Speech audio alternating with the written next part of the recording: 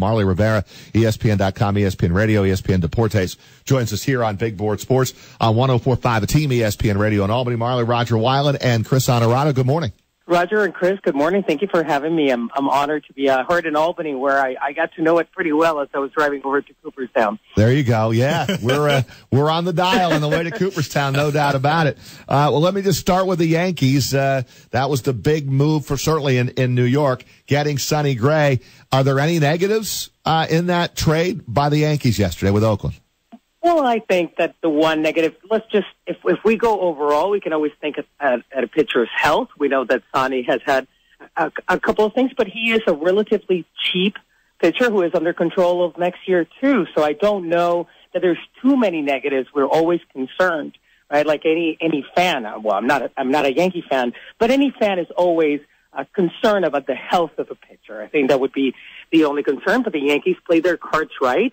This is something they did not give up. They gave up basically just they gave up 3 prize prospects, but 2 of which were already hurt, and the other one who they have a backup for, especially if they continue to be interested in the future in Amani Machado and so on to play third base. So it's going to be interesting to see how the Yankees move on from this. But at the same time, this is exactly who they needed. The Yankees are not going to make a deep playoff run of any kind if they didn't add another arm to that rotation that was already hurting, even when they had Michael Pineda on it before he got the Tommy John. I mean, Gray with a 1.37 ERA in his last 6 starts, and then you have him, 2017 and beyond. There's a lot of positives of getting Sonny Gray, and they gave up, 3 good players, but 2 of which, as you mentioned, Marley, kind of damaged goods. Does this move, along with what they have already done, does this give them a legit shot to be playing in October? 100%, especially because of where they play, because of the AL East, right? We don't know what's going to happen now with David Price and the DL stint that he is currently on. I am one of the believers that we don't see David Price against this season. So it's going to be interesting what the Red Sox do, who did not make many moves outside Addison Reed and, of course, the acquisition of Eduardo Nunez. But the Red Sox pitching outside of Chris Sale has been extremely inconsistent. That 2.37 ERA, spectacular Cy Young year, that Chris Sale, who has been better than advertised, what he has been doing is spectacular. But outside Chris Sale, I mean, he brings down the overall ERA of that rotation, but more than 1, almost 2 points. So it's just really, from 2 to 5, it's been very, very inconsistent for the Red Sox. Now, Tampa Bay can pitch. They have a balance, right, in the hitting, but we know that they are not going to be true contenders because they can't do that consistently. Certainly the Yankees can hit very consistently. Tampa Bay's pitching, of course, is some of the best that we can see in the AL East, and we know how the Orioles and the Blue Jays are kind of at this point out of it because of what their performance not only of recently, but especially with the Blue Jays at the beginning of the season. So the AL East is there for the taking, and this is exactly what Brian Cashman saw. He saw that flaw in this division. No one has declared themselves the favorites, and I see the Yankees, who I did not predict to be division winners, actually taking it from the Red Sox now. Marley Rivera with us here on 104.5 The Team, ESPN Radio. You can check out Marley on Twitter at Marley Rivera ESPN, the bilingual Twitter feed of Marley Rivera. I try to keep you guys learning some Espanol, trust me, I need all the help I can get when it comes to learning a second language. Marley, I know you're in Boston. You're covering the Indians-Red Sox series for ESPN. What was the mood like in Boston yesterday after the Yankees pulled off this trade? Well, I think the fun part, and a lot of people have criticized maybe a little bit the words by Dave Dombrowski, but the fun part was to hear Dave Dombrowski return the favor of Brian Cashman when the Red Sox signed Chris Sale last season, so that they had become the Golden State Warriors. And yesterday, Dombrowski returned the favor to Cashman and said, now it's the Yankees who have become the Golden State Warriors in the AL East. So it was kind of fun at that point. I don't know that fans appreciated that as much as maybe the media did. But at the same time, I do think that, he fell short of saying basically that the Yankees now are the favorite. So I do think there was a little bit of a somber mood that was easily alleviated by the way they ran over the Cleveland Indians. But at the same time, I do know, speaking with players, they know that this is going to be an uphill battle. They don't know what they're going to get from Eduardo Rodriguez now that he's been back.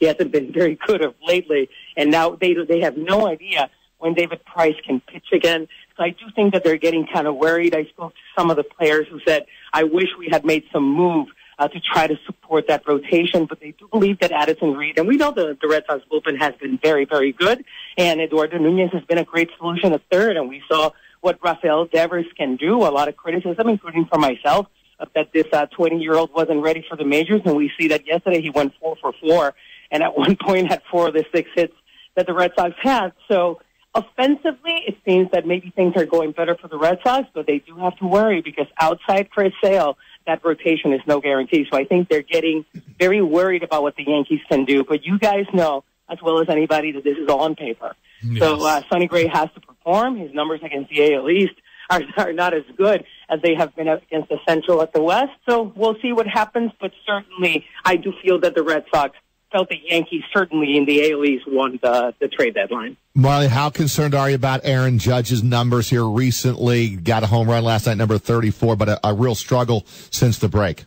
The one thing that I have to tell everybody is that they have to remember, and I certainly not, on behalf of Yankee fans, I'll tell you, just calm down. One of the things that you have to realize is that Aaron Judge could not possibly keep up that pace. It really was an extraordinary, I mean, what he was doing was going to blow out of the water Mark McGwire's rookie season home run record by just a lot. So, and at this point, he's still going to blow it by a lot. So just kind of realize that the league is making the adjustment to him, and that's okay. This is exactly what's going to happen. Now, when the league has started making the adjustment to the player because they get to see him a little bit more, the player now has to make the adjustments, and Aaron Judge continues to be a rookie. So this is going to take time. It's going to take work with the Yankees hitting coaches, and it's going to take maturity. So he couldn't possibly have kept the pace he was going. So there's nothing wrong with him. He's just actually becoming human, and that's going to be okay. And at this point, 34 home runs and leading the league with 34 home runs, I don't think that's too shabby, and I have zero concerns about Aaron Judge. Marley, I know once the baseball season is over, there's a very good chance we catch you on a football beat somewhere. And for all of our New York Giants fans, listeners here in the capital region of New York, what are your thoughts on how the NFC East stacks up with obviously Dallas's 2 second-year guys now, Ezekiel Elliott and Dak Prescott, but what the Giants have been able to add offensively? I was looking, and I haven't been keeping as much as I usually do. I'm a very frustrated Jets fan, so we're not even going to address that. But let's stick to the Giants. I do believe from the most recent stuff that I've seen from the Giants, I think they can compete a little bit better than we've seen them.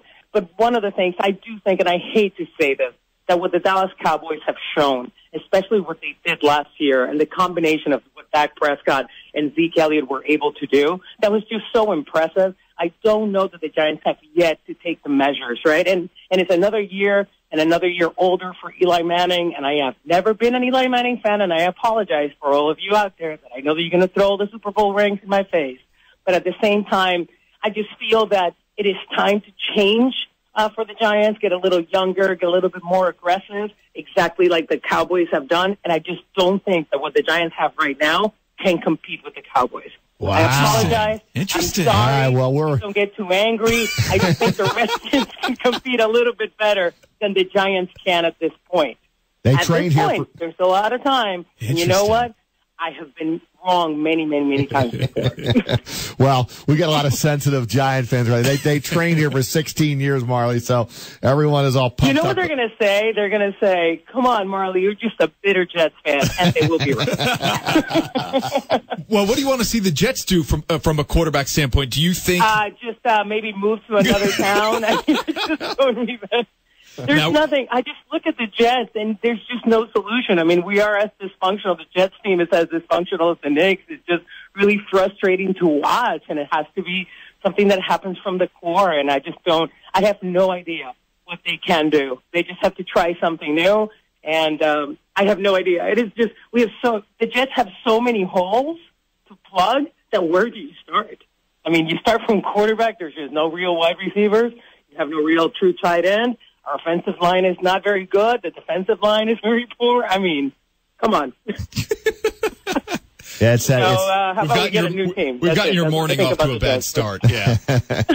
Well, I appreciate. Very sad, but I mean, if someone is going to be interesting to watch, it will be the Giants. I just don't think that at this point they have anything to compete with the Redskins and the Cowboys. And they'll stay in there, but a 9-7, team is not going to get you anywhere. It's not going to get you to the Super Bowl like it did once. Well, we're heading. Sorry, kids.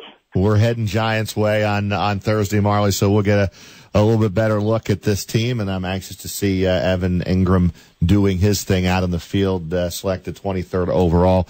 A lot of weapons for Eli, no doubt about it. Marley, appreciate a few minutes. Thanks on the baseball. Lots to digest there. We appreciate it. Keep up the great work. Thank you very much, guys, and always at your service. A little shout-out to Albany. We probably could use some of your very nice weather here today. I'll bet. Yeah. I'll bet. Thank Thanks, you, Marley.